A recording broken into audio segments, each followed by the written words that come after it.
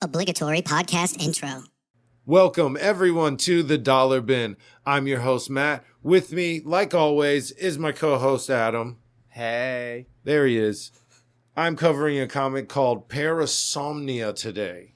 Parasomnia. What about you? Oh, yeah, I'm supposed to say mine. Godland. Say yours. I'm going to cut it. It's called Godland. I'm cutting it out. Fuck. Mine is Parasomnia. It is written by Cullen Bunn and art and colors by Andrea Muti. Yeah. It's a 2021 Dark Horse published comic. She did the art and the colors. Nice. That's all her. This whole book, everything we're seeing is her. That's cool. It's like very much her style. Mm-hmm. That's neat. I wonder how many people do that. I wonder how often it's done. What, do they do their own colors? Yeah, like how many times they would like, I want to do that, but I can't, or a lot of times the reason why they do it used to be for just time-wise. That way you could just have it knocked out real fast in a row and whatnot, and then you could be working on new art and stuff while somebody else was doing the colors and whatnot. Nice. And it was just a good division of labor.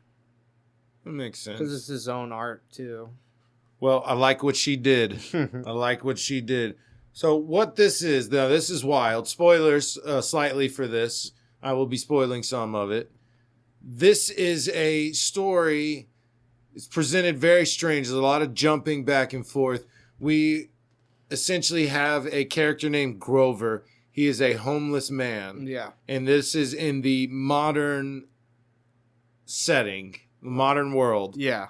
Then we are cutting back and forth to a fantasy world, a dream world. Mm-hmm. And there is a character that they call the Phantom. He's a shadow. He is a masked killer with a cape and a highwayman's hat. He looks awesome. He looks like Hatham from Assassin's Creed 3. Mm-hmm. And what we find out is that they are both searching for a boy. Yeah. They in the real world, Grover, the homeless man, has lost his son. His son has been kidnapped and been missing for a year. And he just lost his mind, stopped caring about his wife, Annette, and his career, and basically became this hairy homeless guy. Yeah. And he just wanders around, I guess semi looking for his son still. Doesn't seem like he's concerned with it. He seems just to be wandering a lot in this book. And now the Phantom is searching for a boy he knows was kidnapped by someone called the Faceless Queen, and he is searching for both of them. Yeah. And it cuts back and forth quite a bit. They introduce this Phantom has like powers in this world, but he meets a character named Khan who explains to him kind of more about the universe. Yes. And, like, the fundamentals of what's going on. That the fact that he knows, hey, this is a dream world, this isn't real, and you can manipulate reality up to a certain point to where you have cemented yourself in this dream world and you won't be able to use your power and you won't be able to go back to the other world. And he was saying, oh, what other world? Trying to explain to him that, yeah, there is another world that exists completely. Yeah. We are then introduced to a character named Finney. She is the antagonist in the modern world, who you can tell definitely is the equivalent of the one of the most Queen, obvious ones. Yeah, which you don't see the Faceless Queen in the fantasy world, but you see Finney in the modern world, and you find out that she is the one who has kidnapped Grover and Annette's son Leo, and she is traveling in a cult, a RV driving cult that worships her, I guess. Mm-hmm.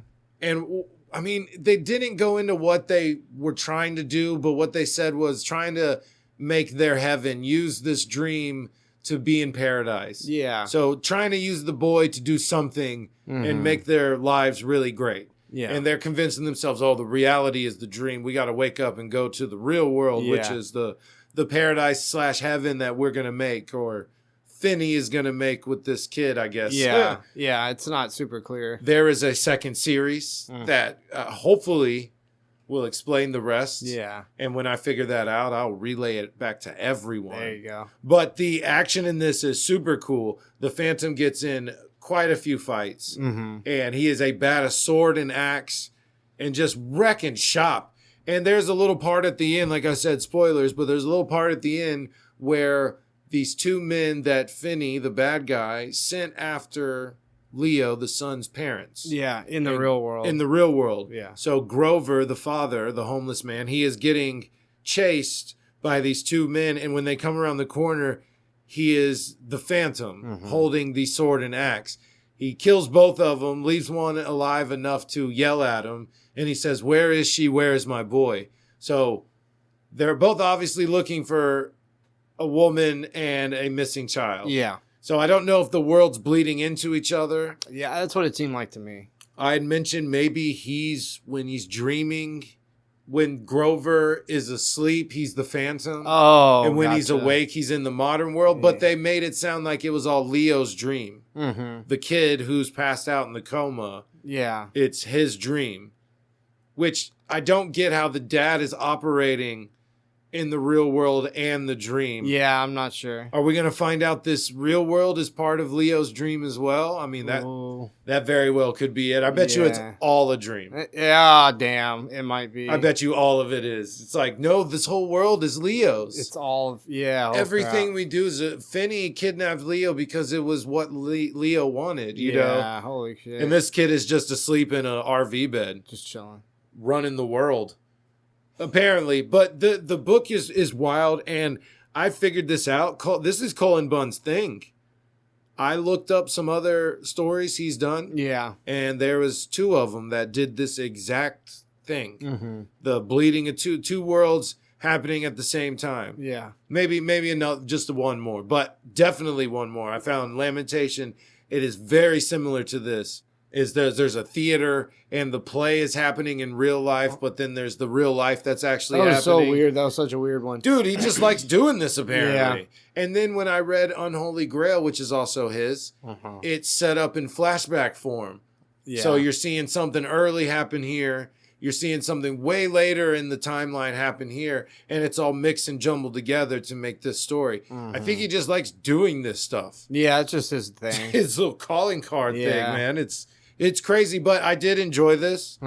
The art was awesome. I love the sketchbook. You said sketchbook watercolor, which I think is a really good way of saying it. A lot of bright colors, but they're all very muted. And I really enjoyed that. Very bright colors. And I know that the second series, the world transforms. Yeah. They're on their horses. The Phantom and Khan are riding on their horses, and something changes and they're suddenly in a car in a futuristic, high-tech Miami-looking place. Yeah. And I'm excited to see her art in that book. I want to see what she does with this futuristic, because I did thoroughly enjoy her art. Yeah, no, colors, cool. Everything about it was fantastic. I like it. It's really cool. Story was written really cool. The action scenes were fantastic with the Phantom. Such a cool fighter. I would give it a thumbs up. Good deal. Well, like I said, I got Godland. It's a Image comic from 2014. Godland. It was created by Joe Casey and Tom Scioli. Have you read my book, Godland? Godland? Godland. God, it's Godland. The Celestial Edition of Godland? Edition 1. Celestial Edition 1 of Godland. Yeah. You have to say the whole thing. From Homage, come on. Homage. Oh my gosh. Oh my gosh, me. Oh, fuck you. So this whole comic is like a love letter to Jack Kirby. It's his style of art. It's his style of character design. The whole world looks kind of old, retro futuristic. So in the 40s, the architecture looks like that retro futuristic stuff. Very Fantastic Four, you said? Yeah, the whole world's very early Fantastic Four stuff. Yeah, the art itself is very bold, thick lines. The edges of things are inks. They had to pull the inker in to fill it up. It's so much. Did you say it's bright color? It's colorful, but is it bright? So one of the things they always talked about with Kirby was whenever they retouched his work later, they really did make it look extra bright and probably not as nuanced as it originally was. So I'd say this is actually better in the nuance of it and is not exaggerated bright colors. It looks great. I like the colors. I think it's got a crisp clean look to it, which I say a lot, but Yeah. it has that. I like it when books try to make it look like an old style. I always like that. If they do it right. It turned out really good in this. Yeah, incredible. It really did. So they talk in the forward of this comic, they talk about what drove them to make this comic, how they wanted to make it a long time ago and didn't happen and this and that. And that Image finally, it was the right setup, the right time, right artists, right everything. Yeah. And that they were really happy and like this was like a passion project of theirs. They bought a bunch of drugs and then made this. And then sat down and talked about it. And that's why they originally didn't get the deal. So the comic is about Adam Archer, who was an astronaut. He was on a trip to Mars with a crew. Everybody else on his crew died on Mars. He was left stranded alone, stumbled upon ancient alien technology that gifted him with all sorts of crazy cosmic powers. Like he's got just like endless. He can like astral project. He can create laser beams out of his eyes, like spinning fire tornadoes, just like a random assortment. You can rub his fingers together and it'll play music. It's so funny. He does it all the time. He does it a lot. World's smallest violin, and he can actually do it. Little concerto. Mm-hmm. So yeah, curtain control too. Oh, he's so good at it. His name's Adam Archer. Yeah. And his superhero name was Captain Archer. He was a captain, so so it's not even Captain Archer. Yeah. I did that. Yeah. I came up with a better name than just Archer. They don't even they say they say his name. They just say Captain it's Archer. Captain Archer. Okay. He's like, call me AA. Yeah, he doesn't have like a No, dedicated superhero name or whatever. So we find out Archer's not a bad name. Archer fell into the alien machinery, and the rest of the comic takes place 4 years after that first contact. He gets gifted with all these cosmic powers. He comes back to Earth. Him and his sisters are sequestered in their own high-rise building in Washington. It's their base of operation, their Avengers Tower, their Justice League, whatever. He's got 3 sisters. One of his sisters is just like him, was an astronaut and in the military. The next sister is very studious, but not in the military or astronaut. And then the third sister is like a rebel. One of the middle ones, the lady in the chair. Yeah. That's cool. Stella. Yeah, Stella is the one in the chair. It's Adam Archer, Neela Archer, Stella Archer, and Angie Archer. Neela is the other astronaut. Stella is the girl in the chair, and Angie's like a punk rocker type. Don't worry about Angie. She honestly, don't worry about her. Doesn't matter at all. And I'm here. Yeah, I'm here too. Shut up, Angie. Shut up, Angie. Ain't nobody talking to you. I'm the lady in the chair. What are you? I'm comic relief, maybe? I don't know. You don't say anything. Yeah, shut up, Angie. Shut up. It's because you won't let me say anything. Shut up, Angie. So they're hanging out at this tower being superheroes. There's already superheroes in this world, so it's not weird that there is a superhero. But did you see him? One, Crash Man. You get to see one other superhero for sure, and he's known as the most popular superhero, meaning there's a lot of superheroes, and he's just the most popular. So Archer and his family have been living the superhero life for 4 years. An alien comes from outer space who's actually a good guy. His name's Maxim. He fills Archer in on a bunch of facts about the rest of the universe. He's like, hey, there's a consortium of species. We work together. Some of us are good. There's some bad aliens, whatever. Now that you're here, you're going to get tested, meaning aliens are going to show up and try to test y'all. And you're going to need to protect it. So he's like Green Lantern mixed with Superman, mixed with a bunch of stuff. And he has a greater role than just being the guy who punches stuff, is kind of what they're saying. They're like, you're going to help bridge the gap between aliens and humans. Yeah. Connect us all. You'll be the diplomat. So we can start trading spices and shit. And still not use them. And clothes. And so there's a series of events of aliens showing up, all sorts of different kinds, and Archer having to fight them. Maxim helps sometimes because he's kind of powerful too.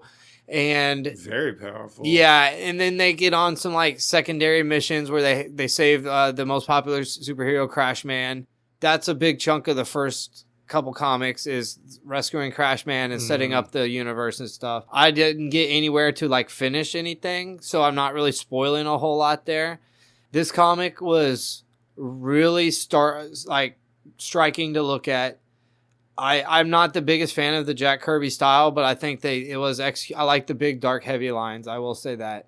And the faces in it were just off-putting. Like, that was probably the like part. on purpose, though, Yeah, right? almost. Like, everybody was so ugly. They look like, I don't know, like a 50s greaser or something. I don't know who got with like a beat-up face or something. I don't know. But the overall comic was silly.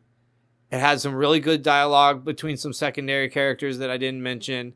And if you want a taste of old school without having to read giant paragraphs every panel, this is perfect for you. Nice.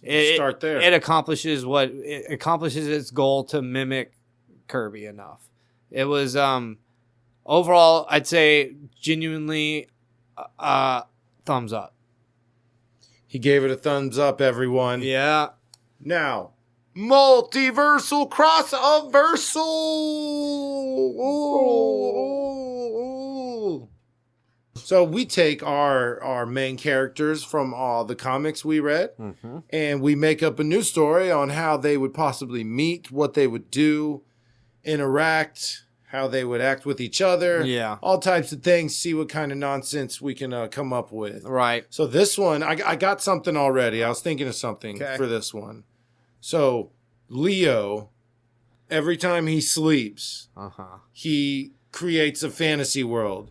Then he creates this other world that is futuristic, high-tech Miami, right? Stuff like that. It's still a fantasy world, just a different setting. Different kind. So what if, in our comic, he is, older now, and he is creating entire worlds. Okay. And every time that world is created, someone is selected to represent that world in a hive mind. So the aliens that are all together, hive mind, looking for the human to bridge and stuff, they're all doing that because Leo dreamed them up. Okay. And they exist in this separate world. Yeah. And that's what the bridge is for. The gap Nice. that they're bridging is because it's not just in space, it's like other worlds, right, other dimensions and stuff. In Godland, I didn't get into it, but there's your turn's over, bro. You're done. The god of the god of Godland is Iboga,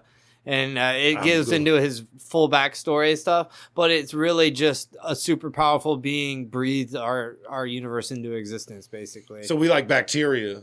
Kinda. We just gunk on his teeth. Yeah, he just breathed us out, basically. But it's kind of the same idea about what you're talking about, where like it's just created from. It's the world exists, but out there is created a bunch of other worlds that are now communicating with each other through technology that one of them had. Right. So that way, since it's a dream world, the Phantom or Grover could eventually meet up with Archer in the same universe. When it's all bridged together, maybe he dreams up some great world that they're all in. That's the only thing I can do it through Leo. Who's just a god in dream form, or a god creating stuff in dreams. Yeah, while he's dreaming. So the only thing I can think of is putting two worlds together, or just being able to meet someone from other worlds.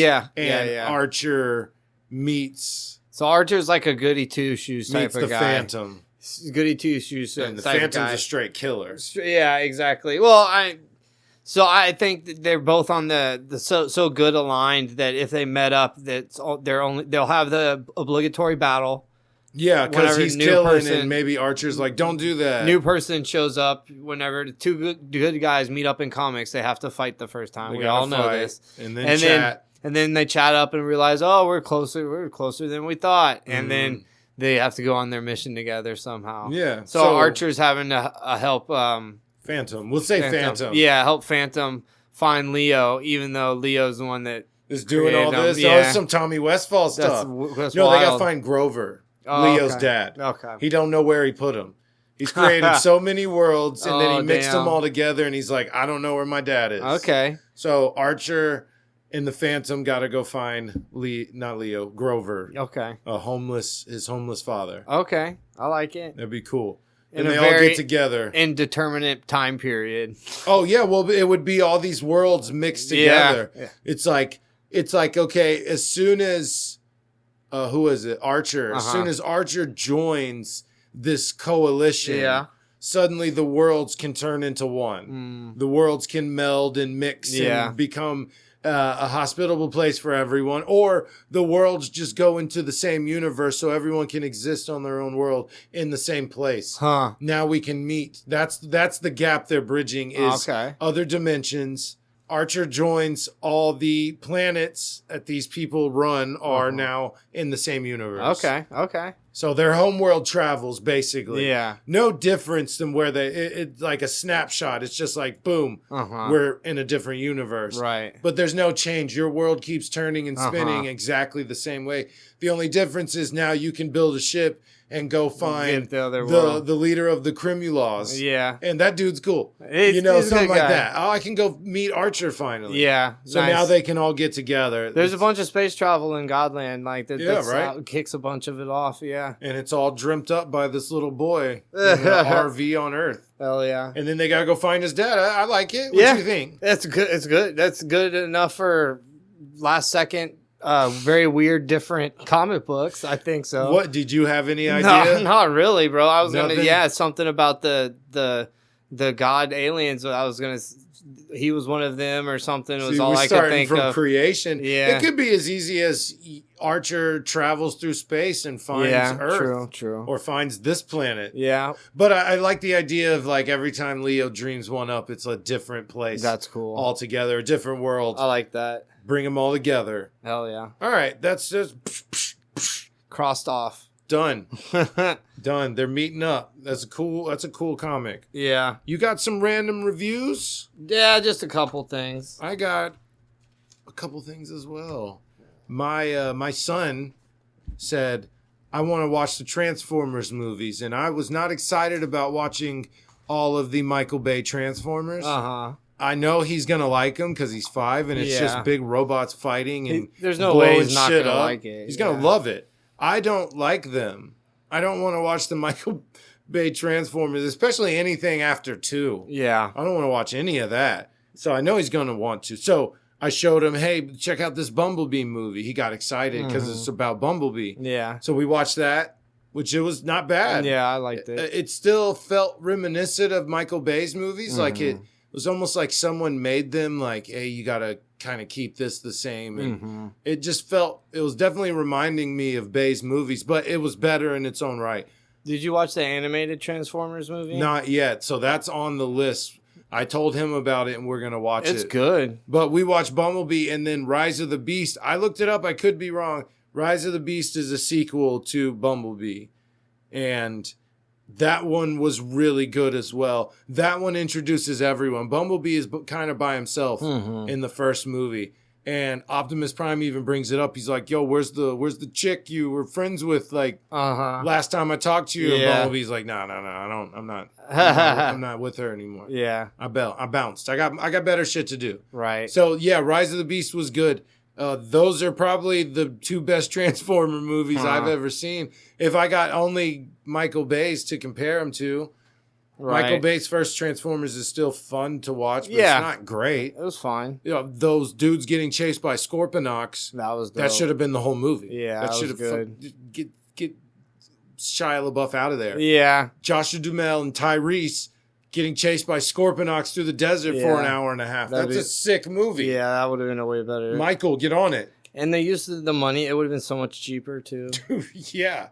One Transformer. Yeah. Maybe a good one shows up at the end to help him. And it's underground for more than half the time. Barely showing it. Yeah. It's a great intro, dude. Yeah. Hollywood, come get us. Yeah, figure this shit out. Come get us. What you got?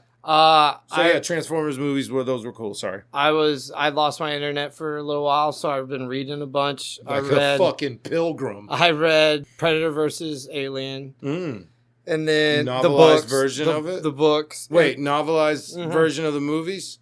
No, or just the actual ones that were in the 90s. Oh, okay. So it's Chico Noguchi or whatever, which is kind of what the chick in the movie was based on. The one who became the Predator. She was like, got the mark of the Predators or whatever. The black lady in Alaska? Yeah, so it was actually Antarctica? an Asian chick in space, but she becomes a Predator too.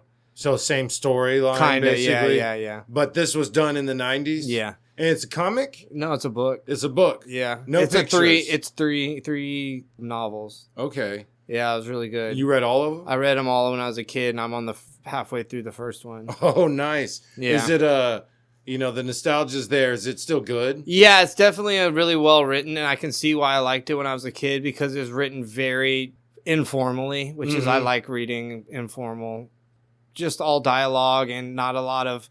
And then they saw this or that. It's just like this is what happened. I don't know. It's just written really simply for especially for a kid. And it's not that they're not big novels. They're not. They could have been one big novel instead of three small ones. So is there a primary protagonist, or is it like? Yeah. So there's like three sets of people. There's the guys hauling. They're like the Nostromo people, the people that are long haul truckers, basically. And then there's the Chinde, which is it's from the Yautja point of view. He's one of the leader of a hunting group, so he's taking a bunch of kids out for their first hunt. Is basically what he's doing. Little predator kids. Yeah, and then our what do main predator kids look like? That's awesome. Yeah, they look like the Predator in the new Predator movie. Oh, like less hair. Yeah, they just look less scary. Machinko Noguchi or something is the other main character, and she's like the badass of it. She starts out as just like an office person basically, and she becomes like a predator. Oh, like nice. she goes on hunts with the predators. Yeah. That's cool. It was really cool. These sound awesome. They were actually they were really good, and that's why that first movie they kind of stole a little bit of it. And they blew it because they already had something good. They could have just made that. It would have been a lot more expensive because it was all based on another planet and like a bunch of stuff. So they should do it now then. Yeah, it would have been easier now for sure. And I just got a couple more. I'll go through them real quick. I got X-Force, Sex and Violence, the one that came out in 2011. With the Domino and Wolverine. I love the art. Mine. I love the art in that one. It's really cool. And then I read my Cable and the New Mutants from '92, which was my first graphic novel I ever had. Oh, yeah? Yeah, it was Cable and the New Mutants from '92. Nice. Had a red foil cover. Oh. The one I had I know you love some gimmick covers. Yeah, and like it was one of the first times I'd even seen graphic novels before, and it had the cover. I was like, shit. And Cable was on the cover. Yeah. Grandma, buy me this Cable and this red foil on the cover, Grandma. But I just reading a lot of other stuff, like a lot of anthologies and shit that I have. Nice. That's reading. That's cool. So I started playing It Takes Two with my wife. Nice. That's the co-op game. Yeah. About a husband and a wife that are separating. That's what it is? Dude, these games, there's another game called Unravel. Yeah. And a lot of these games do it. It's just like, hey, guess what? You're like a little doll. And you got to, run away from this microwave and jump off these pine cones and get up the tree to safety and it's just like cute. This is fun. It's like they're getting divorced. You read any of the story to it, you're like, oh god. You start paying attention. Yeah, dude. There's one point the mom and the dad are in two wooden dolls, and the wooden dolls are the characters that you are. So you're running through the house underground, and it's just this crazy world that they're running around. So the adults are basically just soulless bodies. Oh, wow. And the daughter's just walking around the house and she's like, Mommy, we need to talk. And she's like talking to this just body. Like a husk. It's like, he's like, yo. That's creepy. This is weird. Yeah. And it gets sad, man. There's some really gut-wrenching shit that's coming. And I know it is because I've heard about it. But the game is awesome. You have to play it with someone. I guess you could do a bot computer thing, but it's really fun. Yeah. Like, I want to wrap this up so I can go play. It's been out for a long time. Very long time. Yeah. We had it. I guess we kind of bickered while we played. And because she sucks at video games and I don't.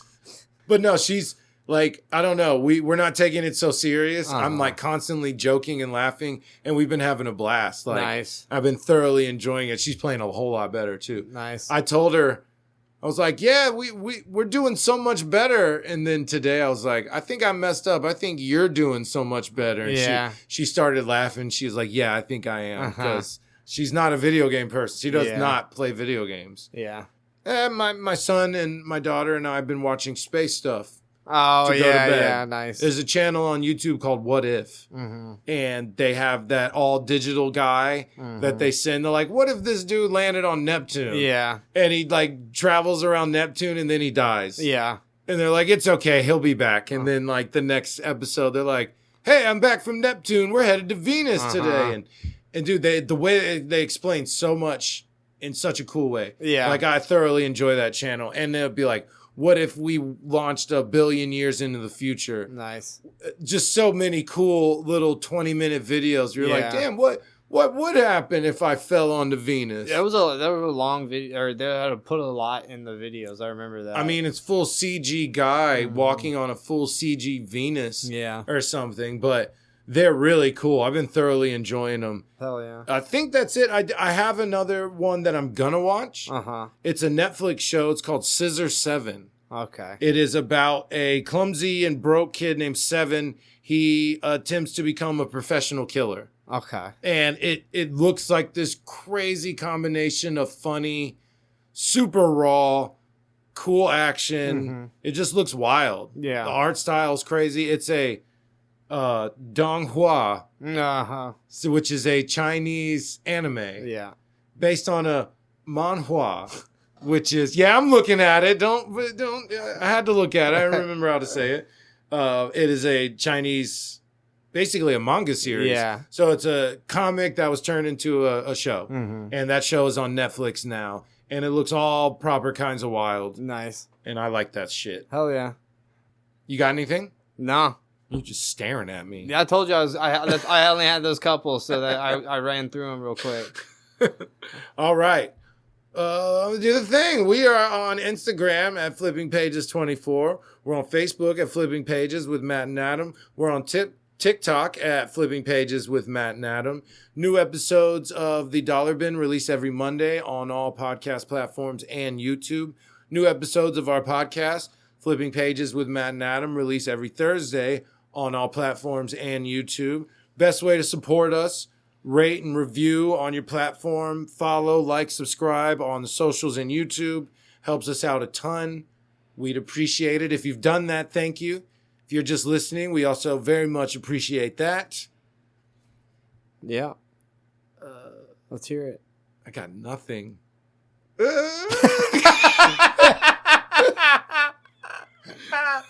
What the fuck? I'm out.